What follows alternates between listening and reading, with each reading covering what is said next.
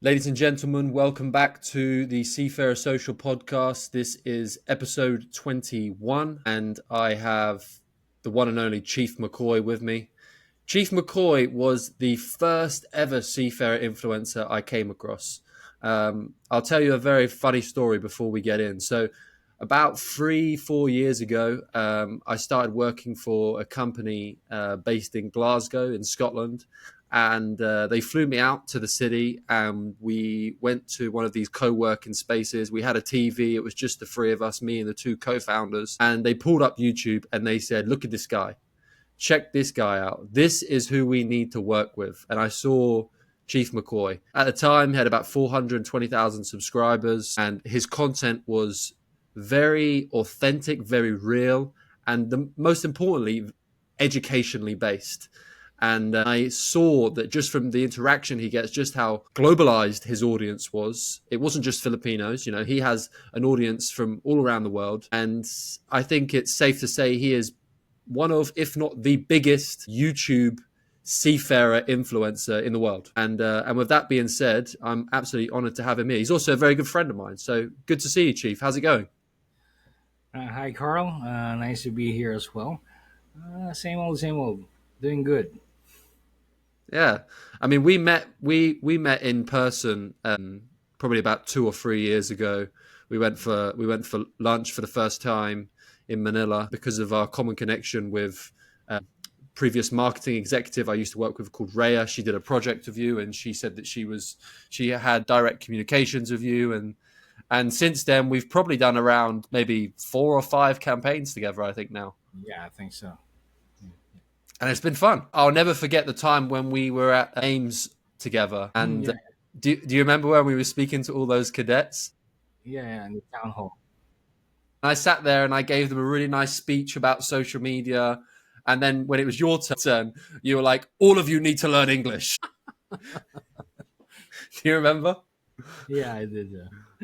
Yeah, exactly. So, but now is it safe to assume that you are retired from seafaring life? I know you're now shore based. You could always go Yeah, back, but yeah, recently, yeah. I just I disembarked from my last ship last March, just last March. nice. So how many years have you spent away at sea? Oh, well, not it's not the whole time, but I started my career. I went on my first ship in 1997, so about 24 years. No, Wow. yeah, well, yeah, something like that. 24 years.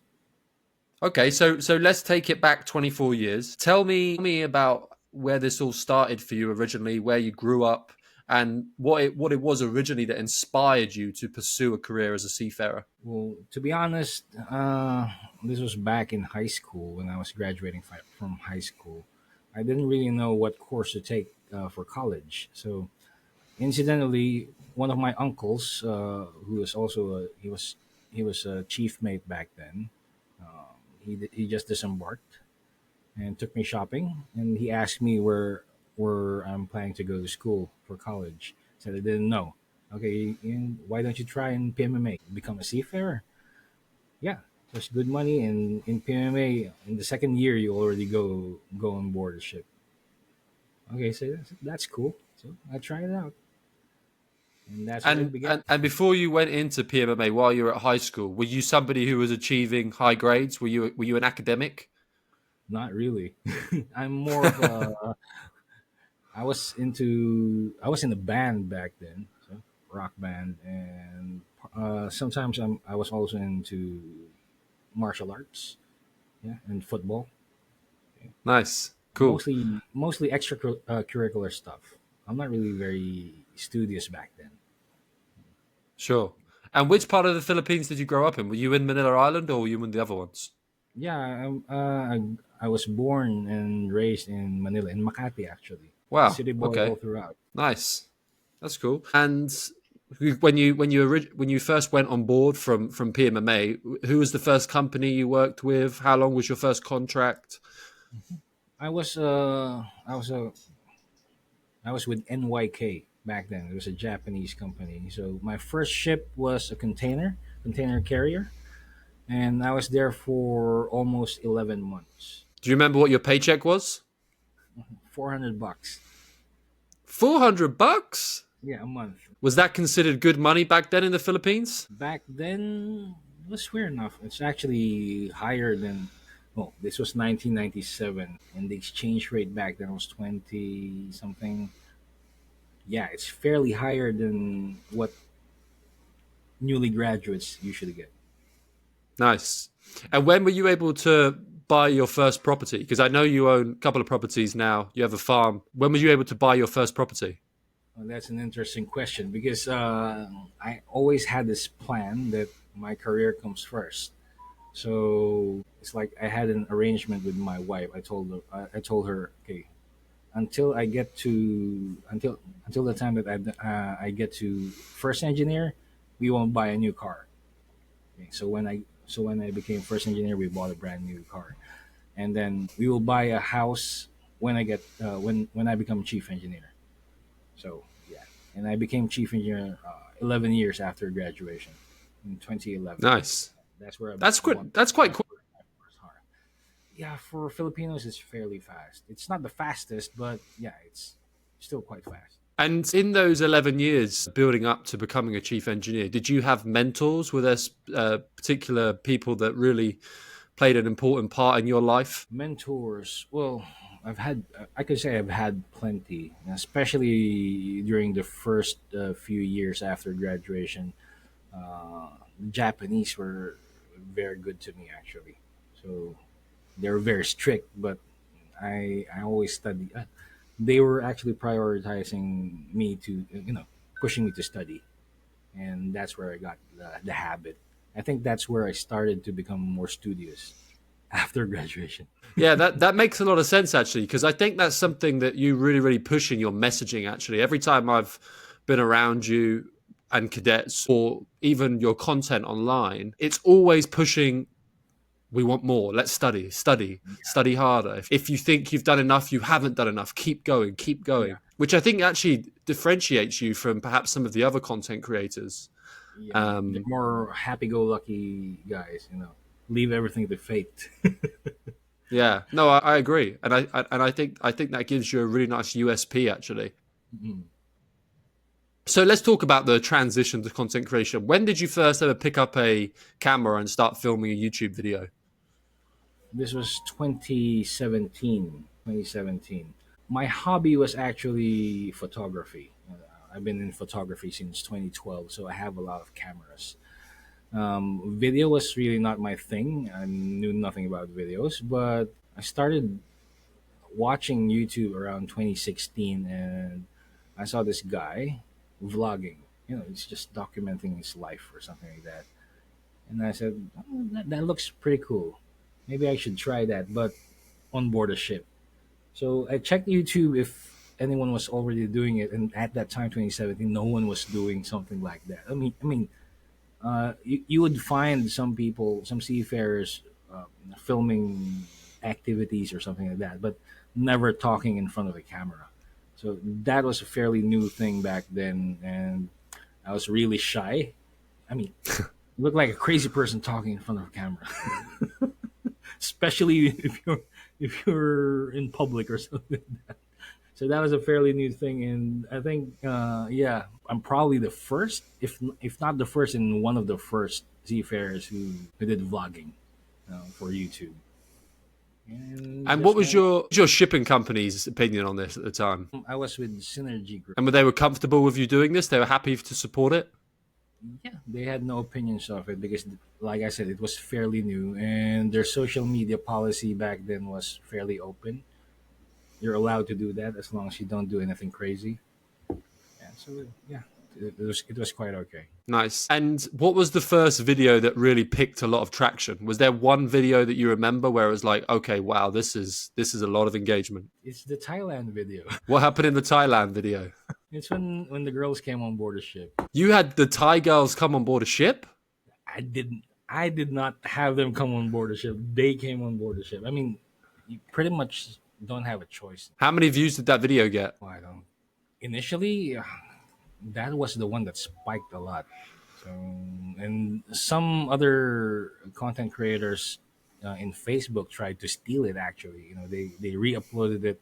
They even put their own watermark on it. But that was my first break. So yeah, I messaged them. Okay, you delete this or I report you. Sure.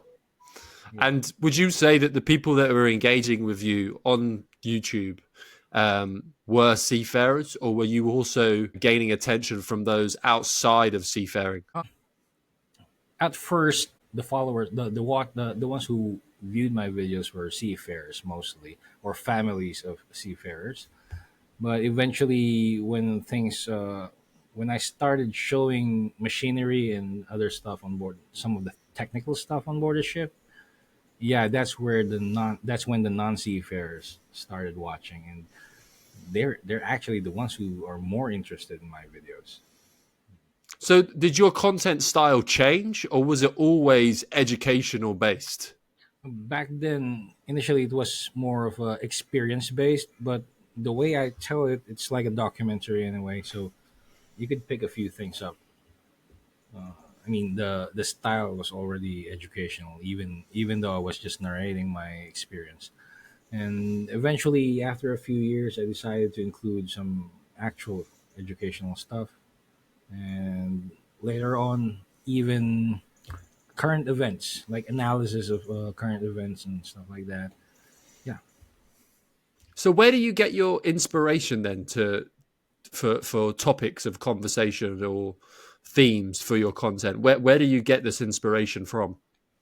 Well, basically, what I do is every day, well, not every day, particularly if there's some interesting job or anything that's interesting happening on board the ship, I'll just take my camera out and start recording. I won't edit it immediately, so I let it stew in my hard drive for a while, and then I'll just revisit it when I have the time to edit.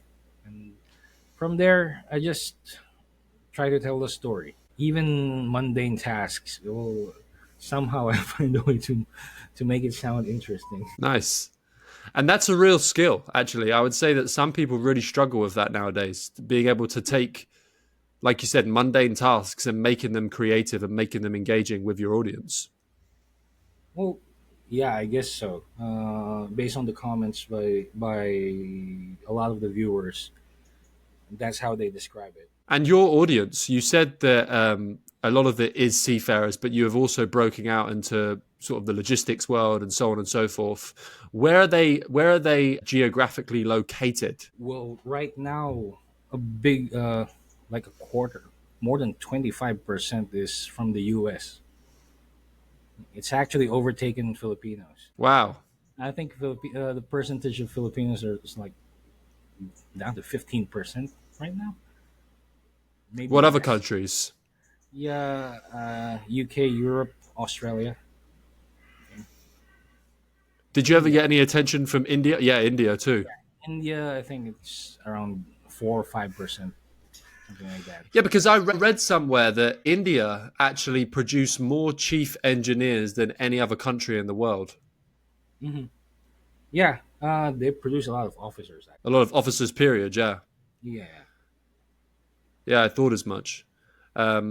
So let's talk about now then. What's your plans for your content moving forward? Well, as you know, I'm quite busy right now with work, so I can barely find time to make content. And I have like almost 2 years worth of footage in my hard drive, which I haven't even touched yet. But I'm still going to continue telling the stories of those videos, those footages, and eventually, if something interesting happens, current events, okay, if I get the time to comment on that or analyze the situation, like I did with the Dolly thing, yeah, I'll probably do it as long as I find the time. But for now, actually, my focus is in my land-based job right now as president of SCI Maritime Training Academy. Yeah, and congratulations on that new role. I'm really excited to see. I'm really excited to see the growth of STI Trade Academy now that you're on board. It'll be interesting to see some of the interesting campaigns and projects that you're working on with seafarers in the Philippines. Let's talk about that a little bit more, actually. So, you know this, the Philippines is the number one labor market for seafarers globally.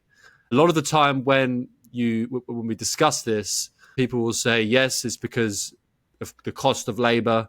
Filipino seafarers are cheaper than some of the other countries. But I believe that, and I'm sure you believe that it goes a little bit further than that. When I speak to Filipino seafarers, they have a very deep connection to seafaring. I don't know whether it's because it's massively integrated into the culture. I know for a fact that it's responsible for bringing a lot of the money into the country. But in your experience, what unique qualities do Filipino seafarers bring to the maritime industry? I would have to say it's resilience. Filipinos are, you know, we're basically indoctrinated to be resilient. You know how it is, especially now. There's a storm raging in some parts of the Philippines where it's getting flooded and stuff like that. And of course, it's very tragic. But normally, even after tragedy, a few days later, once they recover, you can see them smile. It's pretty much the same thing on board the ship, even though a lot of hard work is involved. You could really see Filipinos still smile, even though they look like they just went swimming in the garbage dump or something like that. Okay? They still, it's part of the culture. It's part of I think it's part of the personality of Filipinos that they should be resilient in any situation and still find time to smile, even though the situation is very, very stressful. Something like that. Does that mean that they suffer in silence, or are you saying they just don't suffer at all? Probably some of them suffer in silence, but they still find they try to find the good in any situation. There's always a silver lining, something like that. Do you think this is a good mentality? Well, for a crew on a ship, yeah, it's ideal for me actually. To be honest, I hate people. I hate people who complain a lot before trying out the job. Okay, so even you know me, I'm from PMMA. I'm from the academy. One of the things that is indoctrinated in me is obey first before you complain. So it's something like that. Interesting. So resilience is what you would say makes Filipino seafarers stand out from the rest. Yeah, and I've seen it happen, especially with mixed crew. If you give a job order that is, no, I'm used to working with Filipino ratings, and there are jobs that you know are normal to be given to them on board a ship. And when I joined a ship with mixed crew, the other nationalities were like surprised. Why would we do this? This is too hard or something like that. They immediately don't want to do things. But the Filipinos, oh, this is just another Tuesday, something like that. Interesting. Yeah. Okay, so given the volume of seafarers that are out there, given the volume of Filipino seafarers that are out there, given the cost of the Filipino seafarers, and given the resilience, the natural resilience that you say is deeply entwined into the culture, why do you think that the Philippines does not produce the most amount of officers? Okay. This is rooted, I think, and this is a very controversial. This might be a very controversial view, but I've been involved in education and training for, yeah, almost 20 years now. I started teaching in 2005. From what I've observed, a lot of Filipino seafarers, especially in the lower ranks, in the ratings, they they try to stay in their comfort zone. Okay? If they earn some money and they feel that this is enough, I don't need a lot more responsibility. This amount of money is good enough to get my family through. Then they just dig into their comfort zone. That's why. Okay. So for some, I forgot the percentage between officers and ratings, but it is a very big. There's a very big difference in that. For some who aspire to reach the higher ranks, well, that's a different matter because they're the ones who aim for the higher ranks. They don't get satisfied. They're not satisfied with what they have. Okay, and some people might say that's a bad thing, but I say that's, yeah, there's always room for improvement. So if you can aim higher, then why not? So I think that's rooted. again in the culture of Filipinos that be happy with what you have or be content with what you have, something like that. Do you think that over, say, I don't know, compared to when you first started seafaring to today in 2024, are you coming across more seafarers that are motivated to excel through the ranks, or would you say it's becoming less? And can you repeat that? I didn't get it. I said, do you think that compared to how things were when you first started your seafaring career to now, are you coming across more seafarers that are motivated to excel in the ranks or less? Oh yeah, there are a lot more, especially the younger generations. They're a lot more motivated to to climb to progress in their careers. But that's most of them are just motivated. They don't want to put in the effort. There's a difference between that, uh, being motivated to excel, but the willingness to put in the work, the hard work for it.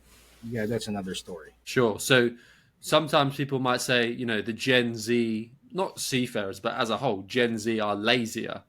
Do you think that this is truthful? Not, I wouldn't say lazy. Some of them feel entitled. It's like they feel that it's their right to get a promotion. And I've worked also as an assessor for promotions, candidates for promotion, and from what I've experienced, a lot of them don't even give an effort to study, even though they know that they're going to be up for an interview. You're So kidding. yeah, okay. They some of them even ask me, sir, could you give me a clue or maybe you can teach me? I tell them, yes, I can teach you, but I won't because that's not my job right now. My job is to assess if you're qualified for promotion. So, and right now I don't see that you are. So let's not waste time. Goodbye. Okay, so out of interest then, in your career at sea, who was the finest seafarer? Doesn't matter what rank, they can be a rating, they could be an officer. Who was the finest seafarer you ever came across, and where were they from? That's pretty hard because I've came across a lot of people who have excelled in their jobs actually, and not just with Filipinos but with other nationalities as well. Okay, so it's pretty hard to say. But is there one that sticks out more than others? Is there a captain, for example, you came across, or even a bosun or something like this? Is there one particular seafarer that in your career you remember as being, wow, this guy knows his stuff, and where was he from, or she? Recently, in recent years, there are at least two people in my head. One is the first engineer that I've sailed with in my two ships ago, something like that. And he was a junior of mine from PMMA. He was actually one of my students when I was a professor in PMMA. And we went on board. I was his chief engineer. He was my first engineer. He's one of the best. I could say he's one of the best first engineers that I've sailed with. He never gave me a headache. Every time there's a problem, he's going to report it to me. Sir, there's a problem. This is my plan how to deal with this, something like that. He already has a plan of action. He doesn't wait for me to. He doesn't wait for me to tell him what to do.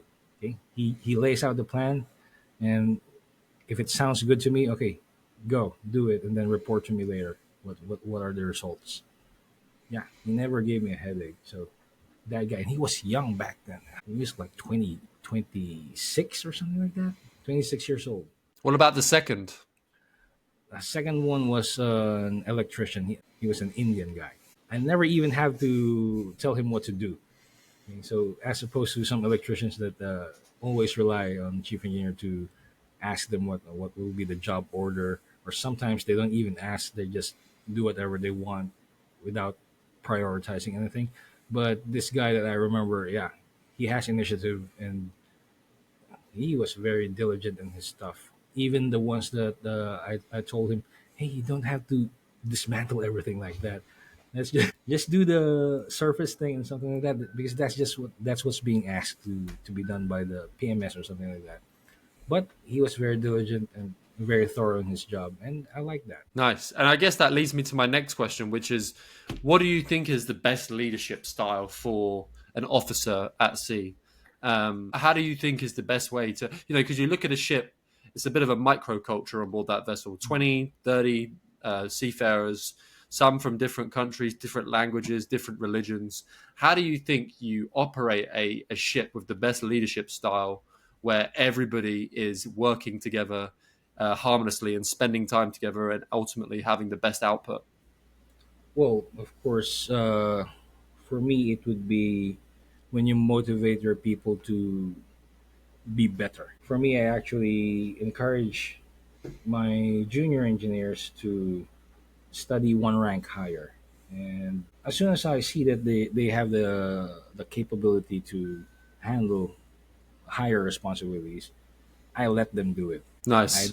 I delegate the higher tasks to them and see if they could handle it. Okay? And of course, after that, I give them a recommendation for promotion. I'm not very Nice. stingy on recommendations. Actually, some people might get the impression that I'm very strict or something like that. Well, I typically, oh yes, I'm strict when it comes to disciplinary things, disciplinary issues.